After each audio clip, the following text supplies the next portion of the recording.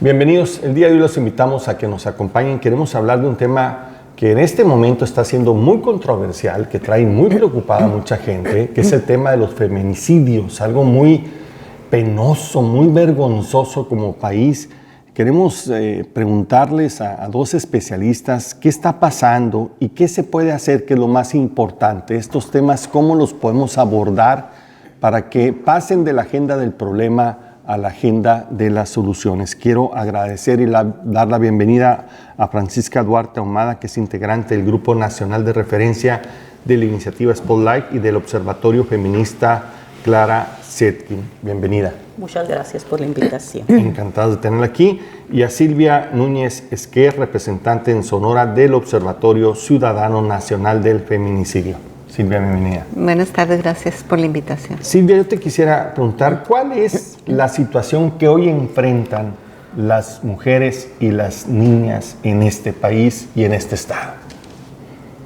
Bueno, es muy amplia la pregunta, ¿no? Pero si aterrizamos en la parte de violencia contra las mujeres, yo creo que como nunca se está viviendo una violencia exacerbada en todos sus tipos y sus modalidades, pero como somos más en el país, hay más población que hace 10 años, que hace 25 años, y tenemos muchas más herramientas de comunicación, de difusión, de interlocución. Más visibilidad, ¿no? Mucha más visibilidad. Entonces, somos más, por eso hay más violencia, más exacerbada, hay un contexto generalizado de violencia muy cruento, y hay muchos intereses de por medio, también políticos, que se mezclan con estas actividades económicas emergentes, ilegales, y que nos tienen metidos en medio de la guerra a hombres, a mujeres, pero a las mujeres además, el elemento que no termina de eliminarse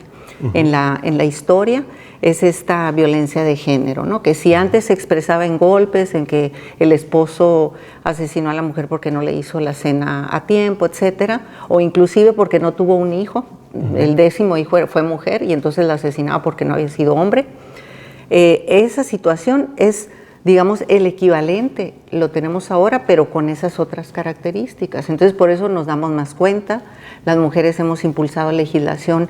Este año se cumplen 25 años de la Cuarta Conferencia Mundial de Beijing 95. Eso es algo muy importante, porque se están haciendo evaluaciones a los estados, qué tanto se han cumplido la plataforma de acción.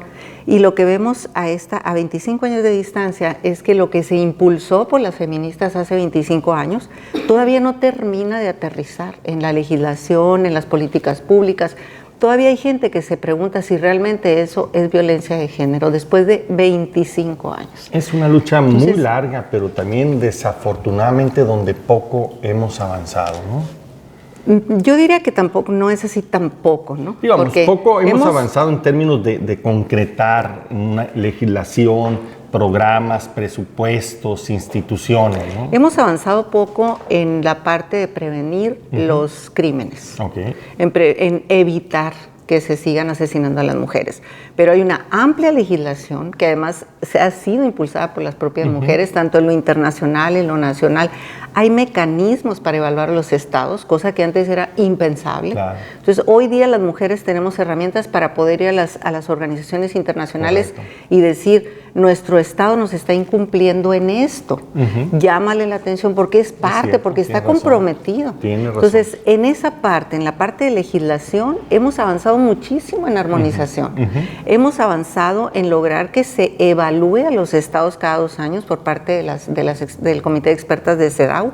Entonces, yo pienso que claro que hemos avanzado. Lo que pasa es que hay resistencia a aceptar que lo que hay detrás de todo esto es discriminación contra las mujeres. O sea, en esa parte después nos ponemos a discutir como si fuéramos los hombres. Yo escucho a algunos que con una facilidad lo dicen, pero es que si somos iguales y todo. Como si fueran unos contra otros, ¿no? Exacto, no es claro que no. O sea, el tema es que hay un conjunto de población que son mujeres que están siendo violentadas, que no están teniendo las mismas oportunidades que hombres y que incluso que otras mujeres, y que esos son obstáculos para que puedan ser iguales, para que puedan ejercer en igualdad de circunstancias sus derechos.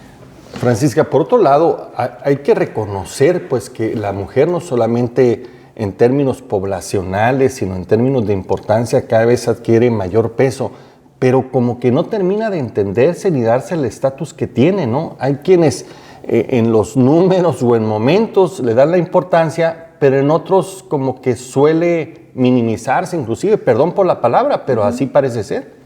Sí, yo coincido totalmente con Silvia en el planteamiento que ha hecho, pero me parece que uno de las partes donde cuesta mucho trabajo todavía avanzar es en la transformación cultural.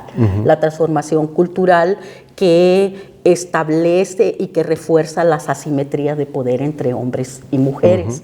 Y esto, bueno, viene a colación porque, bueno, efectivamente, a nivel legislativo, el movimiento feminista y el movimiento amplio de mujeres ha impulsado una serie de medidas, legislaciones, acciones afirmativas que nos han hecho avanzar en cuanto a derechos, pero que nos han puesto en una situación en que todavía como que esta legislación se transforme en un derecho social, cuesta trabajo llegar. Y cuesta trabajo que las mujeres accedan a sus derechos sociales como seres en igualdad, porque la cultura de género asimétrica, de discriminación, de desigualdad, se sigue reproduciendo a todos los niveles institucionales, gubernamentales, educativos, familiares, etcétera, etcétera. Entonces, creo que esto, donde se sustentan estas desigualdades entre hombres y mujeres,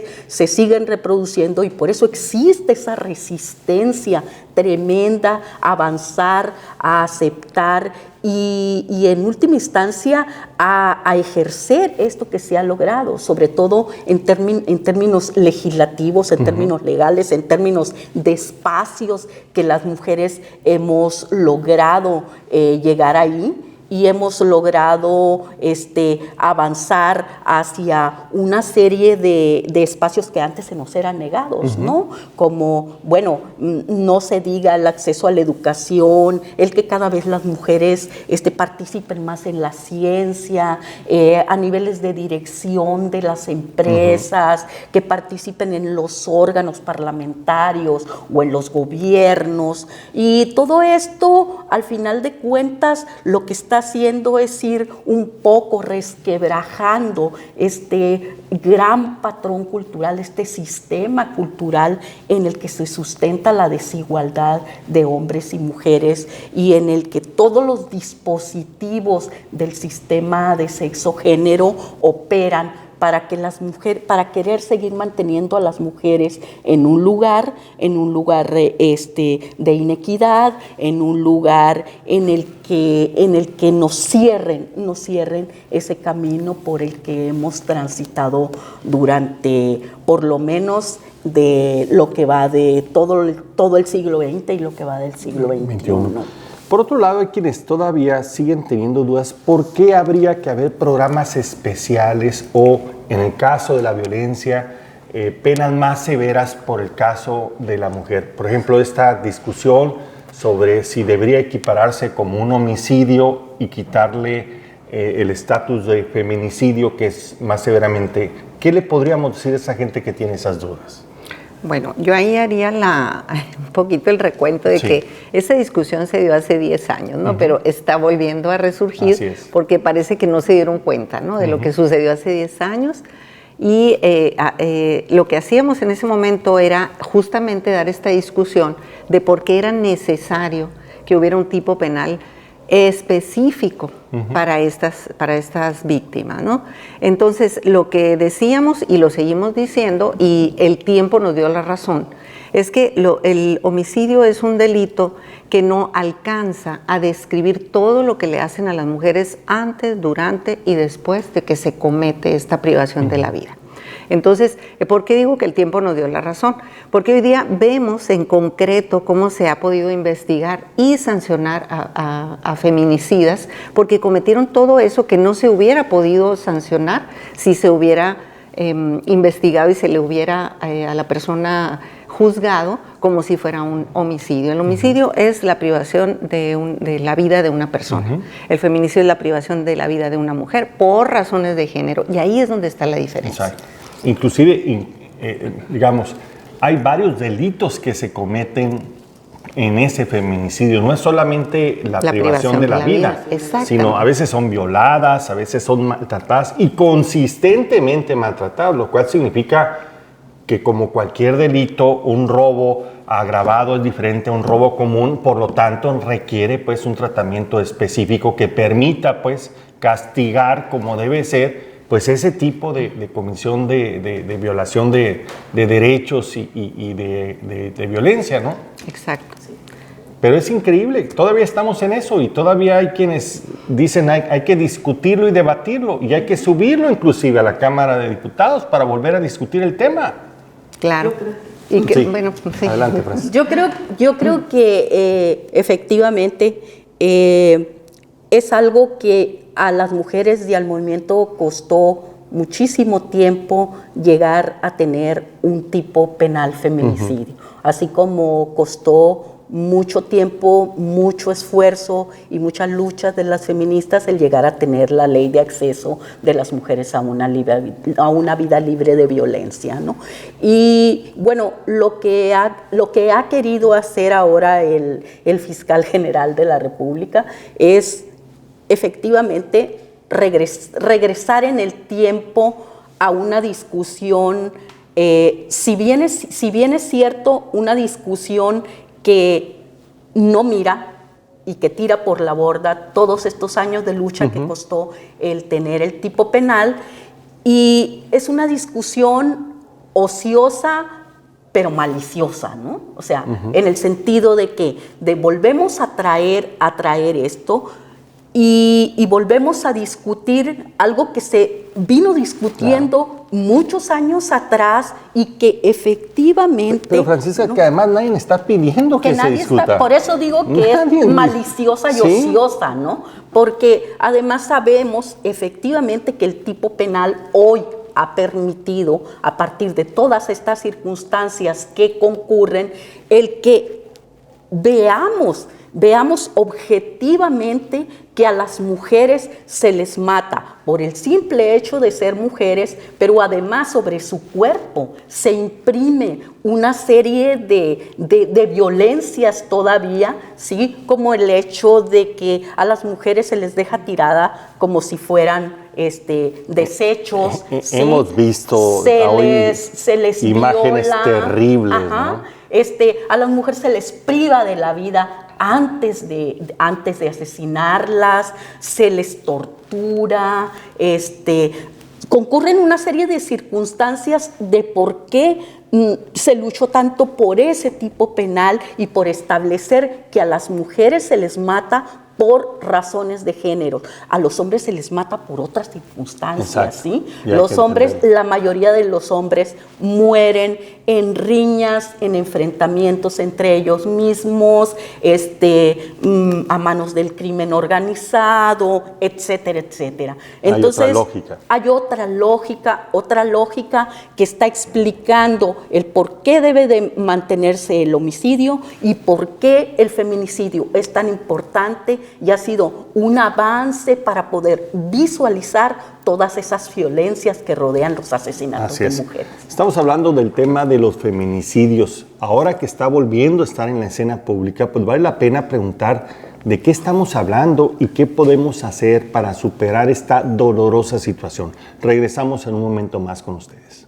Muy bien, estamos de regreso. Hablábamos que tal vez la visibilización está permitiendo pues, ver con más claridad el tamaño del problema hoy que tenemos. Las benditas redes sociales ayudan en mucho y que los medios de comunicación también están más abiertos, pero probablemente estemos viendo las mismas violencias que traíamos en el pasado, Francisca, más nuevas violencias que están trayendo los nuevos tiempos, inclusive hoy con las tecnologías, ¿no? Que están adicionando riesgos a las mujeres y a las niñas. Sí, de hecho, cuando la ley de acceso de las mujeres a una vida libre de violencia establece ciertas modalidades de violencia, no estaba, por ejemplo, la violencia digital, ¿no? La violencia digital es de reciente, digamos, trabajo que se hizo con respecto a ella y tiene que ver con toda esta, digamos, volcarse hacia los espacios de comunicación y digitales y de los medios, sobre todo por lo que les decía hace rato a unas compañeras, que era este asunto de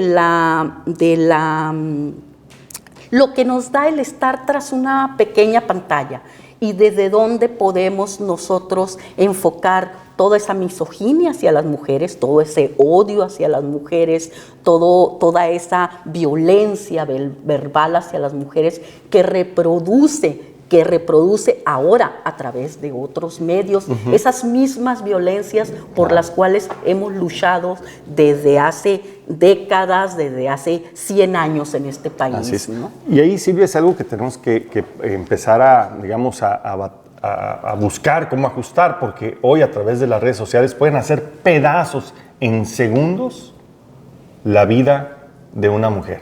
Porque por un lado está todo esta cultura machista que prejuzga y demás, y está toda la malicia, este anonimato que da esa libertad, y hemos visto desafortunadamente aquí en Sonora casos donde se comparte, inclusive injustamente, hasta se juega con imágenes, cambiando caras, y han hecho pedazos familias enteras, vidas enteras y familias enteras, ¿no?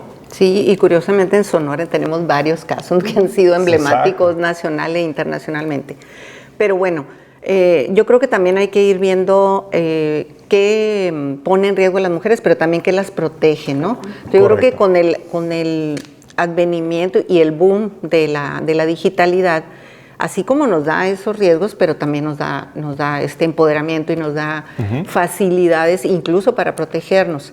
La cuestión es que irrumpieron las redes sociales y todo de lleno de este tipo de medios que pueden ser utilizados individualmente y detrás del anonimato, etcétera, pero no se nos dotó de un escudo de cómo nos podemos proteger al respecto. Hoy día las mujeres pueden acceder, pues no tan fácilmente, pero pues sí existen los talleres de seguridad digital, y esos te protegen ya mucho porque ya sabes lo que te puede suceder. Exacto. Antes no sabíamos. Entonces, ¿qué sucedía? Pues compartíamos toda la vida privada de todo. Exacto. A todo, por ejemplo, y ahí va a riesgo para toda la gente, pero particularmente para las mujeres, por lo mismo que ya comentaba la maestra, que es el hecho de que si antes yo, hombre violento, quisiera decirle miles de cosas a una mujer y violentarla y decir todo lo que la odio y demás, pues hoy día tengo un medio por donde hacerlo, y además ni siquiera tiene que estar mi cara y mi nombre, ¿no? ¿Cuántas veces, inclusive en una doble, triple violencia, hay hombres que se hacen perfiles con nombres de mujer? Entonces hay otra revictimización en las mujeres. Exacto. Dicen, mira, las mismas mujeres están haciendo, son mujeres, qué tristeza. Entonces se viene todo porque ya se sabe, está preparado. Claro. Se ve una cascada de animadversión. Manipulación, exactamente. Uso pero eso ya ahorita ya se puede esperar y se puede controlar. Pero también tienen mucha razón. Hay la oportunidad de acudir a muchas organizaciones como las que ustedes participan, por ejemplo, que tienen una presencia muy importante en redes, para acercarse también a ellas y pedirles asesoría y orientación, ¿no? Algo que antes no se tenía, ¿no? Organizaciones y también las instituciones. Sí, las instituciones ya se están poniendo, ya han abierto espacios, pero también ya se están poniendo más en la palestra. Por ejemplo, yo veo la Policía Cibernética, la Secretaría de Seguridad Pública, cómo tiene mucha presencia en las redes sociales, siempre dando un consejo, dando una advertencia y siempre poniéndose a disposición. Y eso es muy importante, claro. O sea, para darte información, porque tú no tienes por qué saber, o sea, está un medio ahí, pero yo no sé que en el celular puede estar toda mi vida. Sucediendo en tiempo real. Toda mi vida. O sea, uno no necesariamente tiene por qué saber que te están llevando un marcaje, las empresas, las instituciones, quien quiera te puede espiar a través de tu celular. Exacto. Pero por eso yo decía, bueno, sí está la parte del riesgo, pero también está la parte de la posible protección. O sea, puede ser al contrario, un elemento para protegerte. Yo creo que ahí es una oportunidad muy Es una importante, oportunidad. ¿no? Pero sí quisiera volver a lo de las violencias, que no estaban en la ley de acceso de las mujeres a una vida libre de violencia, porque todavía nos falta armonizar. Claro. O sea, cuando se hizo la ley, estaban los 5 tipos de violencia y las 4 modalidades. Pero mientras nosotros hacíamos esa ley, había otras leyes integrales que tenían hasta 17 tipos de violencia. O sea, a nosotros nos falta la violencia mediática, nos falta la violencia digital, que en algunos estados ya está, ya tenemos la violencia obstétrica.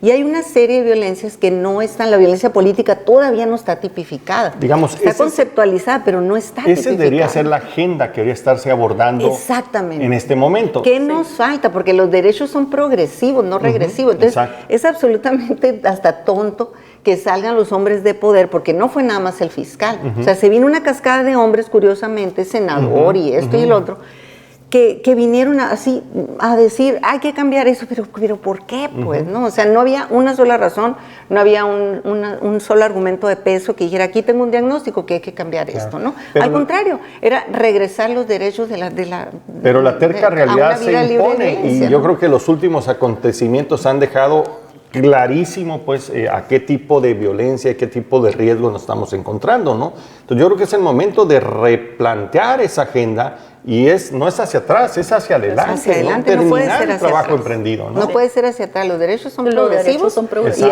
y hay que hacer. Entonces tendremos que aprovechar este momento donde hay esa sensibilización para decir, bueno, abordemos la agenda que falta, ¿no? Hagamos las correcciones, hagamos los cambios, las actualizaciones que se requieren, ¿no? Exacto, y armonizaciones sobre todo, ¿no? Porque no solamente tenemos una lucha a nivel federal, también tenemos esta armonización en estados. Hay estados que sí han avanzado y otros, francamente, que están en situación bastante atrasada y hay que, digamos, hacer un llamado porque pues todas son mujeres, todas merecen las mismas condiciones si queremos ser un país que podamos hablar de frente a nuestras próximas generaciones de que defendimos la igualdad, ¿no? Pues el diagnóstico que se haga este 25 aniversario de Beijing, que ya se empezó, las organizaciones ya empezamos en diferentes aspectos.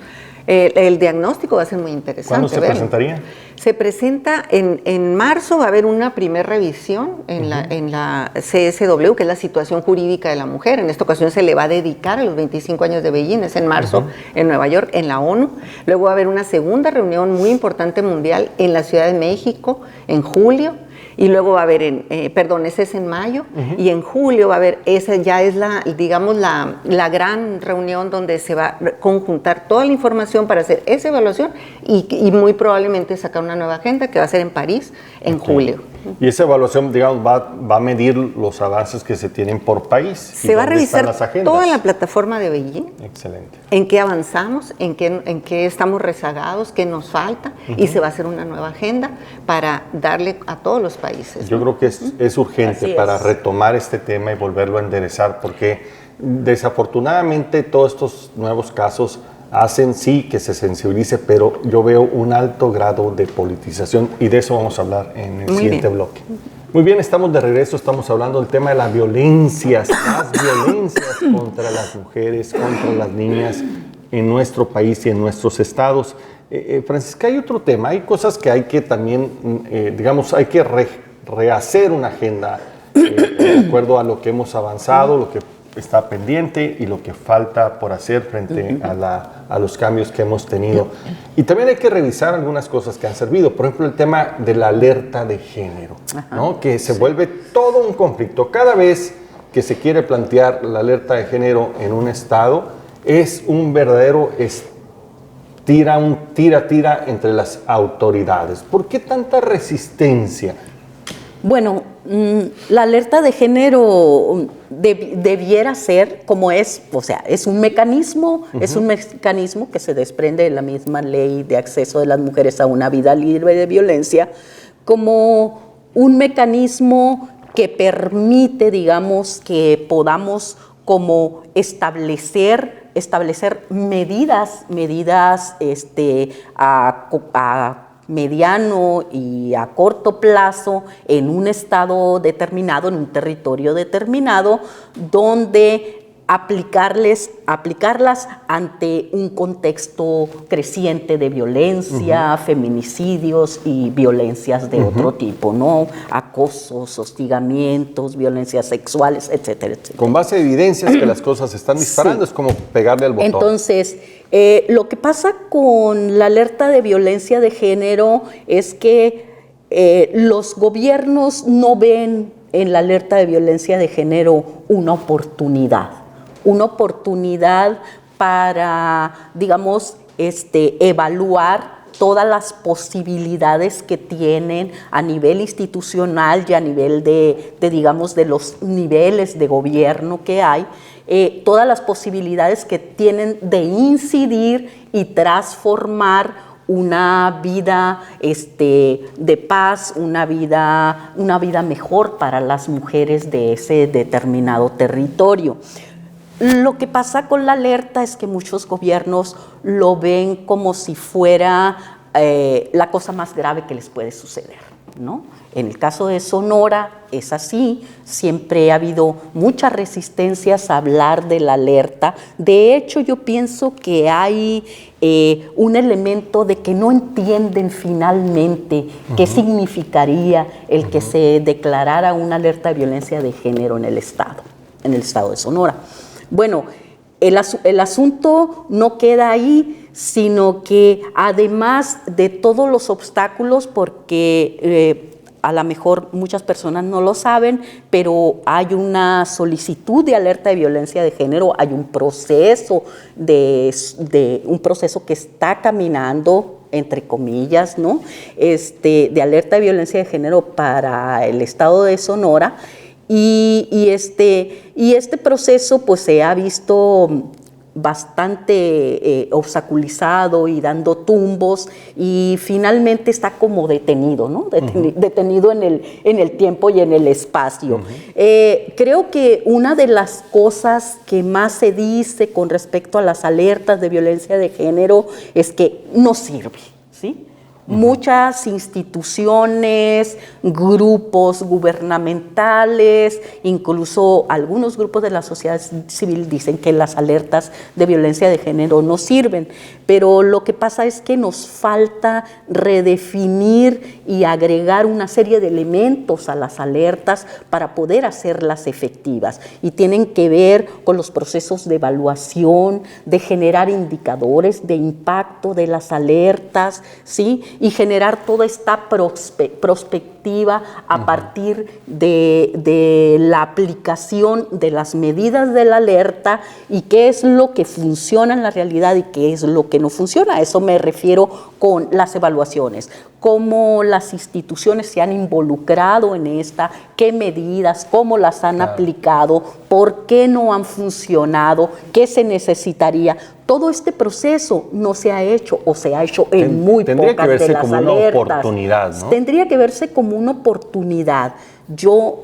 Esa es mi manera de pensar, que la alerta representa una oportunidad para los gobiernos de los estados para medir qué tan eficientes y qué tan efectivos son a la hora de aplicar la política pública a nivel estatal, ¿no? Claro. Y el diseño de todos estos faltantes, digamos, que tienen muchas de las instituciones, sobre todo las encargadas de impartir justicia, sobre todo las instituciones de salud, las instituciones educativas, que podrían generar estrategias, ¿sí? Planes estratégicos, elementos que podrían transformar el cómo se están haciendo las cosas, y poder generar un ambiente de inclusión, un ambiente donde se mejoren las condiciones de vida, de trabajo, de educación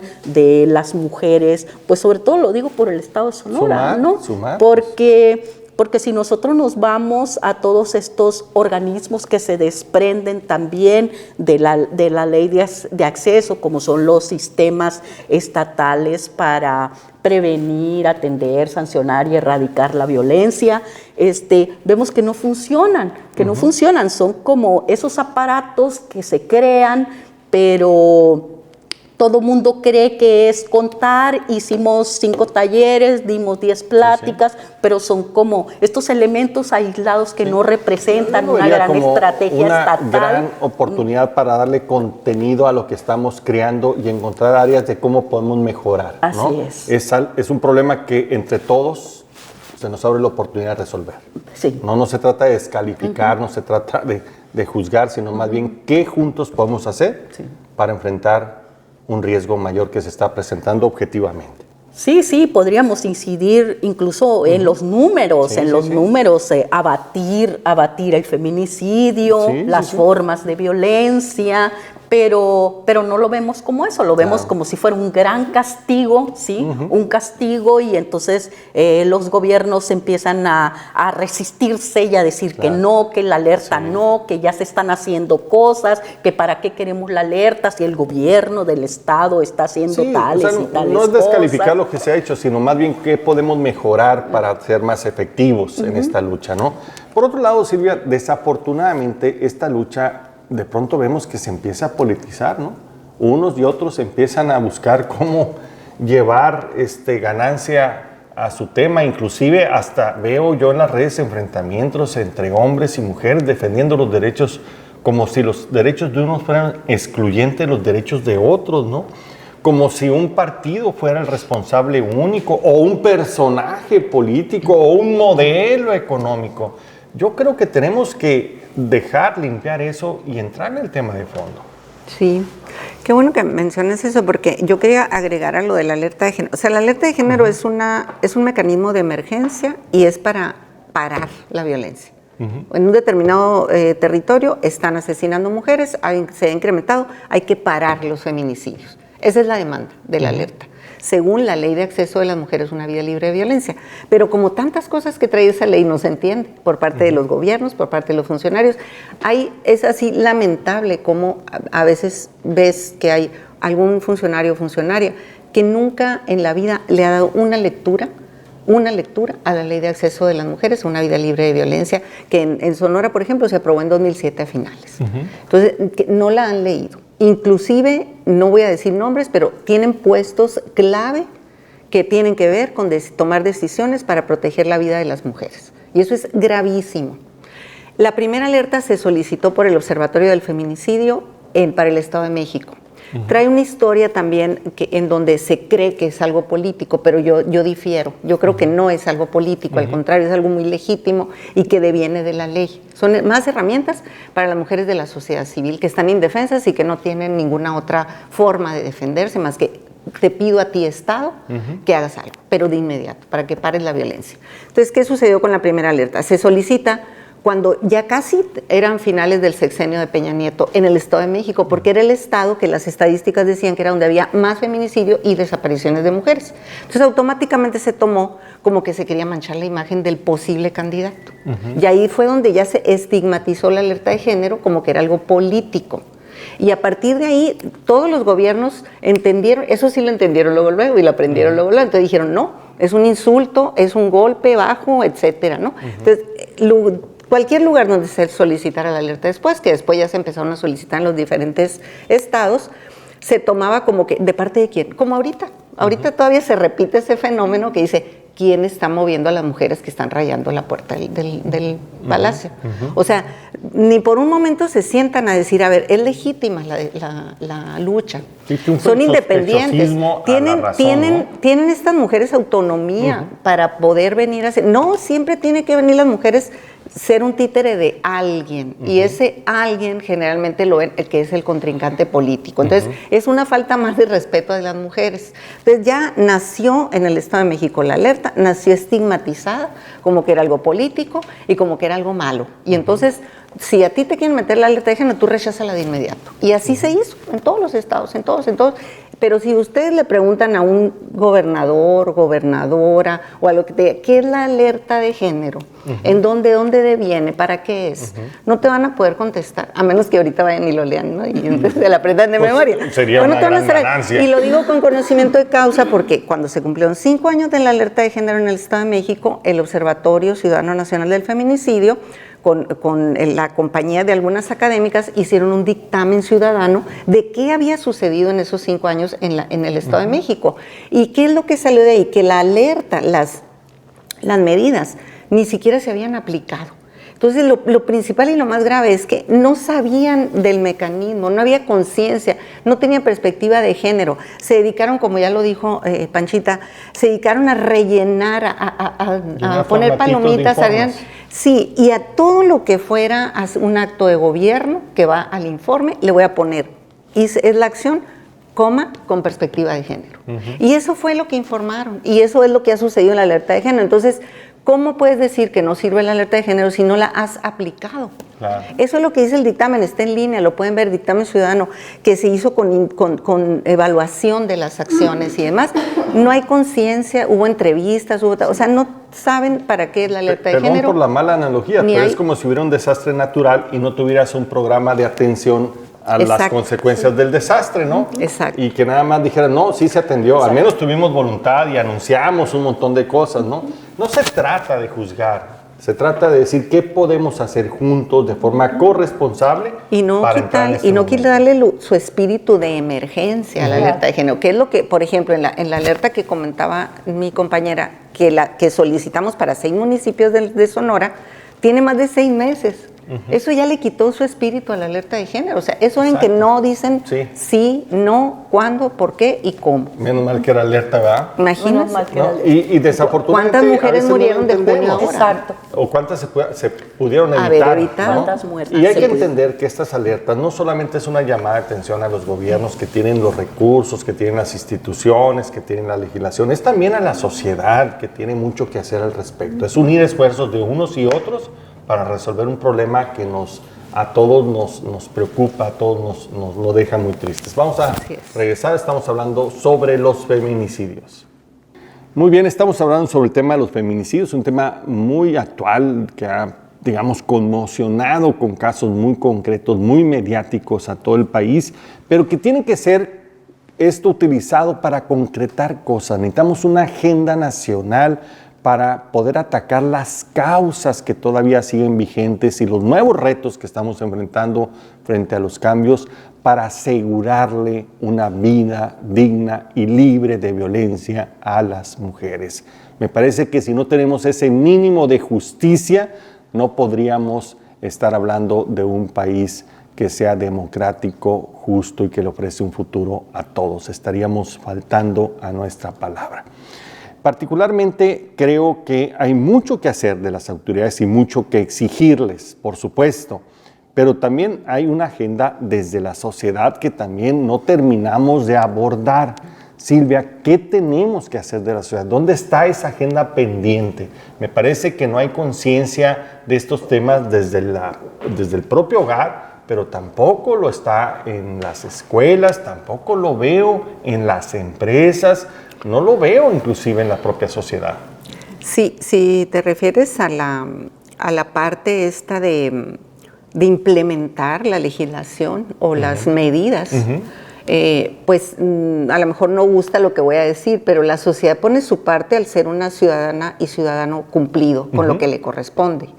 Y lo siguiente es hacer uso del derecho y libertad de la participación social, que se llama. Y la participación social, pues hay que abordarla desde las posibilidades de cada quien. Por ejemplo, nosotras nos organizamos para incidir en las políticas públicas para monitorear que se cumplan las leyes. O sea, no es algo fácil ni sencillo, porque hay que estar... Al contrario. Entonces, y poder tener datos que nos conste y aprender otras herramientas como la Ley de Acceso a la Información Pública, como las otras legislaciones que protegen y tutelan los derechos de las mujeres, para entonces poder hablar y poder decir esto y esto y esto y esto, y por lo tanto te propongo esto. El problema es cuando se cierran los mecanismos de interacción entre sociedad civil y gobiernos y congresos a veces, porque entonces no hay manera de hacer llegar las propuestas.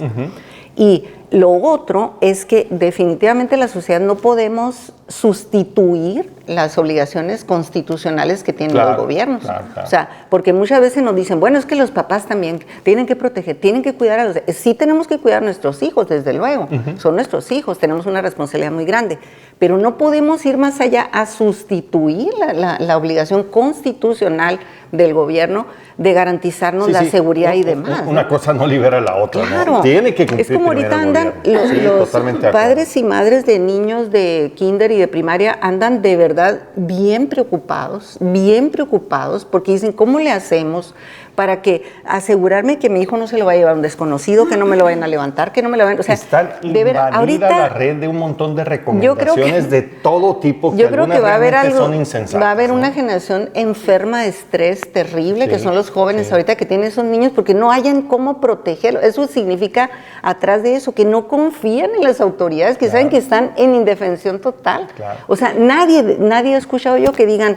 le puedo hablar a la policía y no, están aterrados y están tratando de organizarse entre ellos y pidiéndole al maestro y a la maestra y esto. Pero desafortunadamente eso no puede ser así, de esa Desde forma. luego, Pues, tiene que no ser puede sustituir, una bien orientación. Pues, por supuesto. ¿no? Ahí tenemos muchas cosas que hacer, ¿no? Efectivamente, yo creo que son como tres niveles, Uno es efectivamente el que marcaba la compañera Silvia, que es toda la obligatoriedad que tiene el Estado, ¿sí?, de implementar a todo lo que lo obliga las leyes, ¿sí?, las leyes, la legislación, a todos sus compromisos como instituciones que fueron electas en procesos democráticos, ante quienes nosotros dimos nuestros votos. Y que muchos ganaron por eso. Exactamente. Porque les dimos la confianza para atender esa agenda. Ese es un nivel, ¿sí?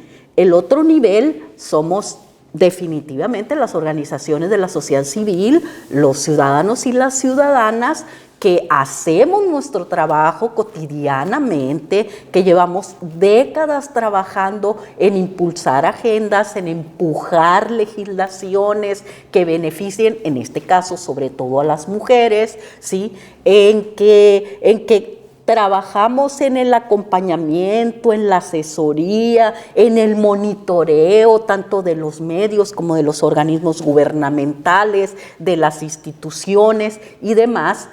Y luego está esta otra parte, que es la ciudadanía en general que no está organizada, pero que es esta parte donde impactan todas estas faltas, ¿sí?, faltas de ejercicio del compromiso gubernamental y del Estado, ¿no? Y entonces lo que tenemos es que entre estos niveles hay una ruptura de esos canales de diálogo y colaboración, y luego vamos más allá.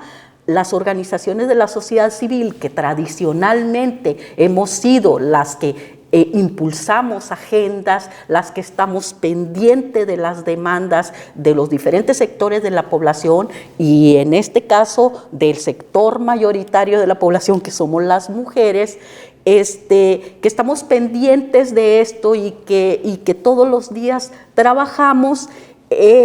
Nos vemos criminalizadas por gobiernos, ¿sí? Ahora resulta que las organizaciones de la sociedad civil en este sexenio hemos quedado casi diluidas y pulverizadas a partir de ideas erróneas sobre los compromisos y sobre lo que la sociedad civil ha aportado a este país, las organizaciones de mujeres, la legislación que tenemos se la debemos al movimiento de mujeres, ¿sí? Los grandes avances, todas estas unidades, todo ese aparato que se ha construido para combatir la violencia son producto de la lucha de las hay mujeres, evidencia y las datos unidades de género en cada una de las instituciones, los institutos de las mujeres, los centros de justicia para mujeres, los diferentes organismos que las instituciones serían las encargadas de hacerlas funcionar y no las hacen funcionar, son producto de toda esta lucha de las mujeres. Las mujeres estamos constantemente tratando de reactivar estos canales de diálogo, estamos haciendo incidencia en todas partes donde se puede hacer incidencia, restableciendo el diálogo entre gobierno y organismos de la sociedad civil, entre impartidores de justicia y los organismos de mujeres, ¿sí? Tratando de reactivar y de que todo este aparato cumpla con el compromiso para el cual fue creado, que los institutos de verdad se conviertan en entes que están diseñando y están aplicando políticas públicas hacia el sector de las mujeres, que se comprometan con todo este gran contexto de violencia que nos está impactando y nos está asesinando constantemente a las mujeres. Pero bueno, ahí estamos y lo seguimos haciendo y lo vamos a seguir haciendo, pero efectivamente hace mucha falta que desde los gobiernos entiendan por ejemplo, la iniciativa Spotlight, de la que yo formo parte. Uno de sus 6 pilares, ellos trabajan en base a 6 líneas o 6 pilares, y uno de ellos es el fortalecimiento de las organizaciones de la sociedad civil, porque todas estas organizaciones, sobre todo la Organización de Naciones Unidas, se ha nutrido de todo este activismo de las mujeres desde los años 80 para acá. ¿Sí? Fuimos las que estuvimos a la cabeza. Es una total insensatez no reconocer el papel que están jugando las organizaciones, que han jugado, que siguen jugando y que tienen que jugar para el fortalecimiento de nuestra vida nacional. Ustedes son los vasos comunicantes entre la autoridad y la ciudadanía para que las cosas buenas sucedan, para que se corrijan, para que se encuentren. Como bien se decía ahorita, la violencia no solamente es un tema que no hemos podido resolver, que viene del pasado y que se hace más complicado en el presente y que tiene nuevos retos de cara al futuro, lo cual merece que se tenga que tener una agenda con prospectiva para poder ver dónde podemos incidir para lograr resultados frente a los datos que nos dicen que esto está empeorando, pues, o sea, no se puede negar, no se pueden desaparecer, pues, desafortunadamente, con mucha tristeza lo digo, las asesinadas, las muertes, los horrorosos crímenes están ahí. Así que yo creo que no solamente es agradecerles, es pedirles que continúen con esta lucha, porque no podríamos llegar a ser un país digno si no resolvemos el tema de justicia mínima para nuestras mujeres. Eso no sería justo, sería una gran derrota como generación en no poderles brindar mejores condiciones a las próximas. Francisca, muchas gracias. Muchas gracias por la invitación. Silvia, gracias. ¿Puedo hacer una última invitación? La que gustes, por favor. El domingo 8 de marzo hay una marcha, el Día Internacional de las Mujeres, hay una marcha que convocan las compañeras de Pan y Rosa Sonora a partir de las 4:30 de la tarde desde las escalinatas del Museo y Biblioteca. Ojalá que vayan, que nos acompañen a todas las mujeres y precisamente luchamos contra los feminicidios, contra la violencia sexual que se perpetra contra las niñas precisamente en sus casas, y ojalá que nos puedan acompañar y que lleven las demandas de las mujeres, porque son no necesarias. Es partidista, no responde la agenda de nadie, es la expresión de mujeres preocupadas y de hombres, de ciudadanos que quieren que esto cambie para mejorar. Así es. Muchas gracias. Muchas gracias. Aquí lo esperamos en la próxima edición.